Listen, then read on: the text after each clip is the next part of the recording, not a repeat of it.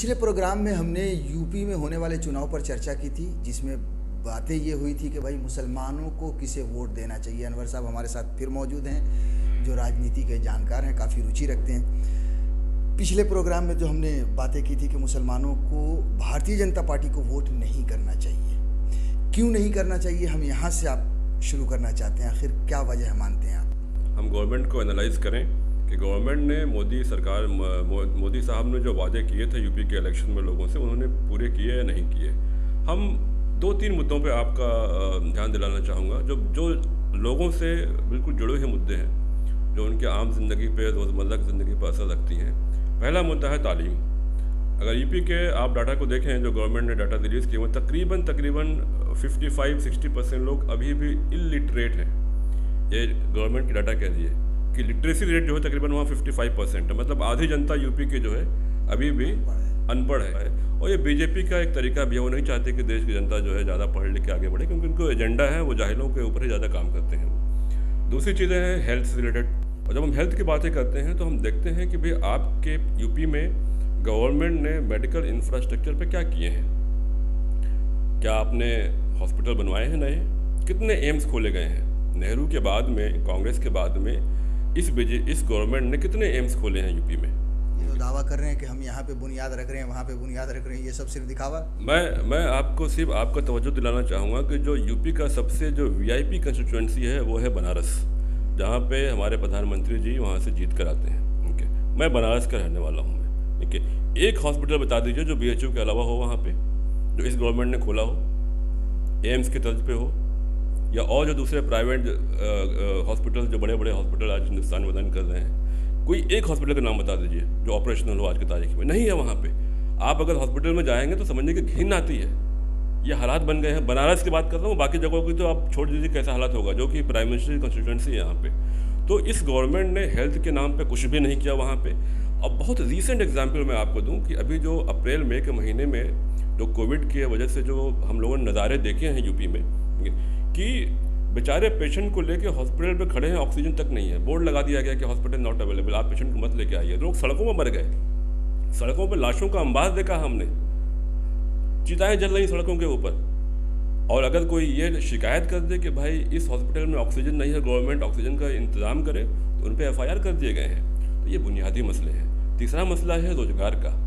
आज त्राही त्राही मचा हुआ यूपी में, लोगों के पास रोजगार नहीं है, गवर्नमेंट में जॉब नहीं है, प्राइवेट कंपनीज को यूपी में कंपनीज कोई आई नहीं है। आपने 4 साल पहले आपने मेकिंग इंडिया का एक नारा दिया था आपने, कितनी कंपनीज आई हैं आपकी? फेलियर रहा आपने 2 साल पहले आपने डिफेंस का एक बहुत बड़ा एक्सपो किया, वहाँ पे आपने कितनी डिफेंस कंपनीज आई हैं, कितनी डिफेंस कंपनी ऑपरेशनल है ताकि लोगों को रोजगार बनाए। ऐसा हो सकता था कि आपको एक ऐसा इंडस्ट्रियल कॉरिडोर बनाते 4-5 सालों में, जिसमें यूपी के लोगों को, हज़ारों लाखों लोगों को रोजगार मिलती। तो आप ये 3 मुद्दे जो हैं, जो बेसिक मुद्दे हैं, लोगों की रोज़मर्रा की ज़िंदगी से जुड़े होते हैं, आप इन तीनों मुद्दे पर फेल हो गए हैं। बाकी मुद्दे पर तो फेल ही हैं, उसका डिटेल एनालिसिस हम बाद में कर सकते हैं उसमें, ठीक है, पॉइंट टू पॉइंट। लेकिन ये बात तो एक आम जनता की हुई। हमारा सवाल अब भी वही बना हुआ है कि आखिर मुसलमान भारतीय जनता पार्टी को वोट क्यों ना दे? यूपी में मुसलमान तकरीबन 18-20% के आसपास है, और जब इतना बड़ा चंक होता है तो वो किसी भी गवर्नमेंट को बनाने में और गिराने में बड़ी अपनी अहम किरदार निभाता है। ठीक है, अगर आप देखेंगे, अगर पिछले आप गवर्नमेंट्स का मुहासबा करें, तो मुसलमानों के बगैर समाजवादी पार्टी इररिलेवेंट है, मुसलमानों के वोट के बगैर BSP का कोई वजूद नहीं है। 30 साल से कांग्रेस इसलिए पावर में नहीं आई कि मुसलमान उससे दूर हो गए यहाँ पे। ठीक है, ये हमको दिखता है यहाँ पे। उसके बावजूद भी यूपी के पॉलिटिक्स में इन पॉलिटिकल पार्टीज़ ने मुसलमानों को इररिलेवेंट बना के रखा हुआ है। अब मुसलमानों को सोचना पड़ेगा यहाँ पे कि अगर आप रिलेवेंट बनकर रहना चाहते हैं यूपी के इलेक्शन में, या देश के अपनी पॉलिटिकल हैसियत बनाना चाहते हैं, तो आपको ये बहुत सही वक्त है जहाँ पे कि मुल्क को आपके वोट की ज़रूरत है, और आपको आगे बढ़ के रियासत को और मुल्क को बचाने के लिए कोशिश करना चाहिए।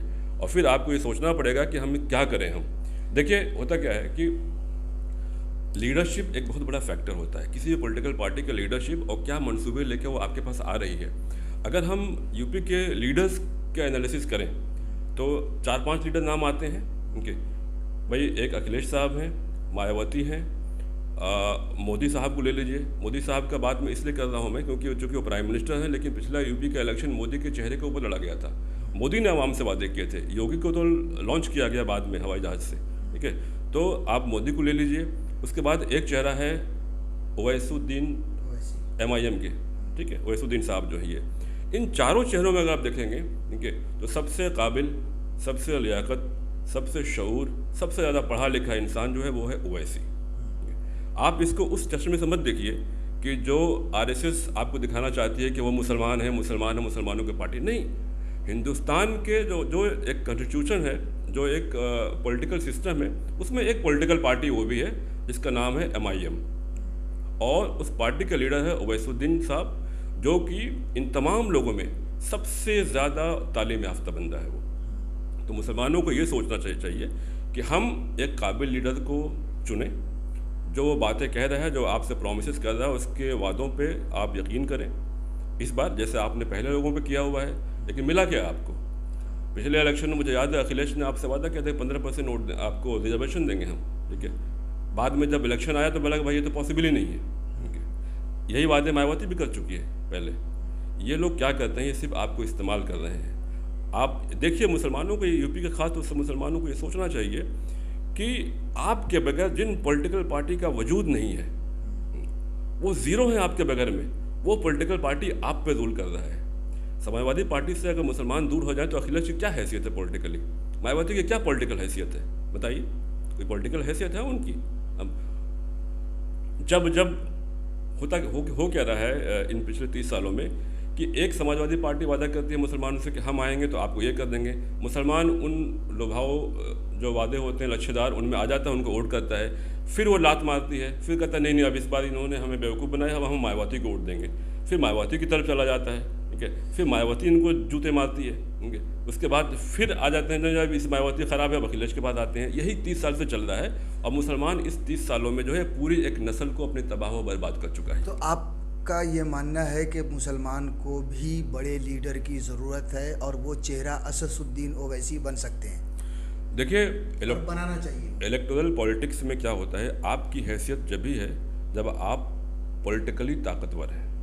अगर आपके पास में इलेक्टोरल ताकत नहीं है तो इस मुल्क में जहाँ पे डेमोक्रेटिक सेटअप होता है उसमें आपकी कोई हैसियत नहीं है। अगर आपको पॉलिटिकली मजबूत बनना है, अगर आपको एक अच्छे शहरी बनना है तो आपको पॉलिटिकली मजबूत होना पड़ेगा और आपको ये सोचना पड़ेगा कि असदुद्दीन ओवैसी एक पॉलिटिकल हैसियत रखते हैं और एक अच्छे लीडर हैं। आप उनके बातों पर यकीन करिए, जो आपसे वो वादे कर रहे हैं उन पे आप लबैक करिए।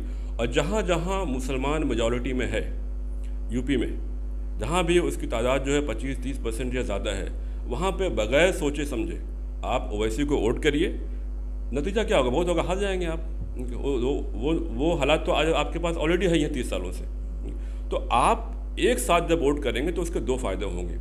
अगर आप जीत कर आते हैं, मान लीजिए कि ऐसे हालात आ जाए कि भाई 25, 30, 40, 50 सीट निकल जाती है अगर MIM की, और गवर्नमेंट मिली जुली सरकार बनाने की नौबत आती है, तब आपकी अहमियत बढ़ जाएगी और वो तमाम पॉलिटिकल पार्टी जो आज आपको अछूत समझ रही हैं वो मजबूर होंगी आपको बुला के, आपको टेबल पर बैठा के आपसे बात करने के लिए।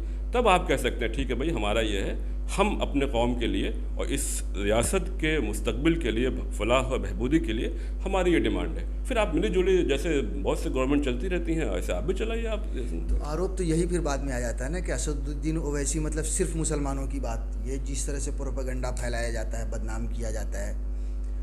तो देखिए क्या है कि फिर मैं बात वही कह रहा हूँ कि ये प्रोपेगेंडा कौन कर रहा है?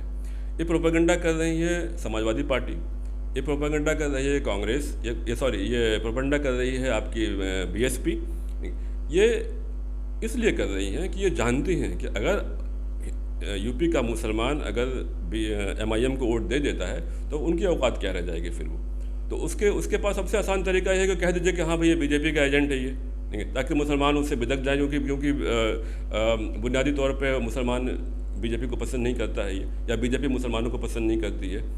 तो यही है कि भाई MIM का वोट, MIM को मुसलमानों का वोट ना मिले, उससे आप सीधा सीधे एक इल्ज़ाम तराशी कर दीजिए कि भाई ये तो BJP का एजेंट है यहाँ पे ये, ओके। जबकि हकीकत ये है कि सब जानते हैं, हिंदुस्तान का मुसलमान, यूपी का मुसलमान ये जानता है कि समाजवादी पार्टी ने कब किस तरीके से BJP को मदद किया और मायावती ने कब कब किस तरीके से बीजेपी को मदद किया, ये सभी जानते हैं, कहने की बात नहीं है।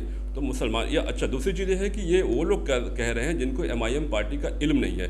आप MIM पार्टी का आप एनालिसिस करें कि किसमें कितने पोजीशन होल्डर उनके नॉन मुस्लिम्स हैं MIM में। लास्ट टाइम में जब महाराष्ट्र में उन्होंने इलेक्शन लड़ा था यहाँ पे, तो कितने नॉन मुस्लिम को MIM ने टिकट दिया था। भाई ये क्या बात हो गई कि ये बड़ी अजीब सी बात है और बड़ी बेवकूफ़ाना बात लगती है मुझे कि अगर एक हिंदू की पॉलिटिकल पार्टी है, जैसे मान लीजिए अखिलेश हो, लालू हो, ममता हो, BSP हो, तो साहब वो हिंदू की पार्टी नहीं हुई। अगर असदुद्दीन ओवैसी ने एक पॉलिटिकल पार्टी का अगर लीडर है, वो तो मुसलमानों की पार्टी हो गई।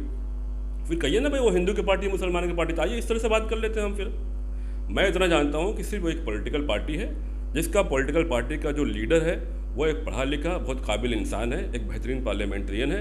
हमें उसके बातों पे यकीन करना चाहिए, लब्बैक कहना चाहिए और वोट करना चाहिए यूपी के बेहतरी के लिए और इस मुल्क के बेहतरी के लिए। हमसे बात करने के लिए बहुत बहुत शुक्रिया अनवर भाई। हम अगले प्रोग्राम में हम बात करेंगे आपसे कांग्रेस के बारे में कि मुसलमान आखिर कांग्रेस को भी वोट क्यों ना करें। बहुत बहुत शुक्रिया। बहुत बहुत शुक्रिया।